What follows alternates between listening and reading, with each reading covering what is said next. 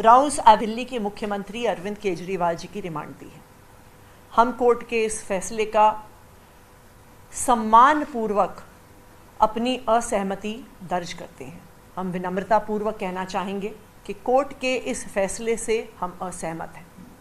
लेकिन आज के दिन में prevention of money laundering act एक ऐसा कानून है जिसमें कोर्ट के पास ईडी के आरोपों के आधार पर रिमांड देने के अलावा कोई ऑप्शन ही नहीं बचता है।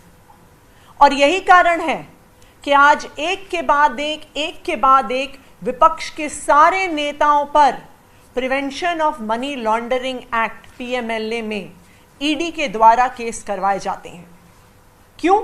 क्योंकि इस देश में पीएमएलए एक ऐसा कानून है जिसके तहत बेल मिलना लगभग असंभव है।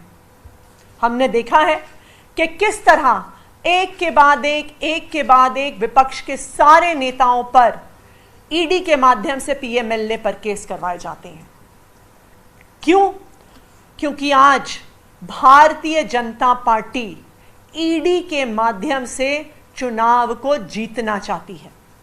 आज भारतीय जनता पार्टी ईडी के पीछे छिपकर चुनाव लड़ने की कोशिश कर रही है। इसका एक उदाहरण हमने मात्र 1 घंटे पहले देखा कि भारतीय जनता पार्टी का मीडिया सेल ईडी द्वारा जमा की गई रिमांड एप्लीकेशन को सारे मीडिया चैनल्स को भेजता है। जैसे कि ED enforcement directorate Bharatiya Janata party का कोई संगठन का हिस्सा है जो भारतीय जनता पार्टी उनकी प्रेस रिलीज इशू कर रहा है। आज ये बिल्कुल साफ है कि ईडी पिछले 2 साल की इन्वेस्टिगेशन के बाद 1 रुपए का भी प्रोसीड्स ऑफ क्राइम नहीं ढूंढ पाई है। 2 साल की इन्वेस्टिगेशन, 500 से ज्यादा अफसर, हजारों रेड्स, लेकिन आम आदमी पार्टी के किसी भी नेता के पास, किसी भी मंत्री के पास 1 रुपए भी प्रोसीड्स ऑफ क्राइम नहीं मिले हैं। फिर भी आम आदमी पार्टी के नंबर 1 नेता, नंबर 2 नेता, नंबर 3 नेता, नंबर 4 नेता सबको गिरफ्तार करके जेल में डाल दिया है। जो ईडी का सारा केस है वो कैसे बना है? ईडी ने जो अपनी एप्लीकेशन जमा करी है वो सिर्फ और सिर्फ ऐसे गवाहों के बयान के आधार पर है जो डराकर, धमकाकर उनसे लिए गए हैं। इसका प्रमुख उदाहरण राघव मगुंटा 16 सितंबर को बयान देते हैं कि वो दिनेश अरोड़ा को नहीं जानते, अरुण पिल्लई को नहीं जानते, विजय नायर को नहीं जानते, आम आदमी पार्टी के किसी नेता को नहीं जानते। उसके बाद 10 फरवरी को राघव मगुंटा को अरेस्ट कर लिया जाता है। अरेस्ट करने के बाद उन पे दबाव बनाया जाता है और उसके कुछ ही दिनों बाद वो अपना बयान पलट लेते हैं और कहते हैं कि हमने 25 करोड़ रुपए दिए। जैसे ही वो अपना बयान बदलते हैं उसके बाद वो अपना बयान पलटते हैं 27 जुलाई को, और 10 अगस्त को उसके मात्र 2 हफ्ते के अंदर अंदर राघव मगुंटा एप्लीकेशन डाल के कहते हैं जी मुझे पीठ में दर्द हो रहा है, आप मुझे बेल दे दीजिए। और ईडी उस बेल का कोई विरोध नहीं करती। वही ईडी जो स्पाइनल सर्जरी की आवश्यकता वाले सत्येंद्र जैन जी को बेल नहीं देती है। जब राघव मगुंटा आम आदमी पार्टी के खिलाफ बयान देते हैं तो ईडी कहती है जी उनके पीठ में दर्द हो रहा है, सही तो है, उनको बेल दे दी जाए।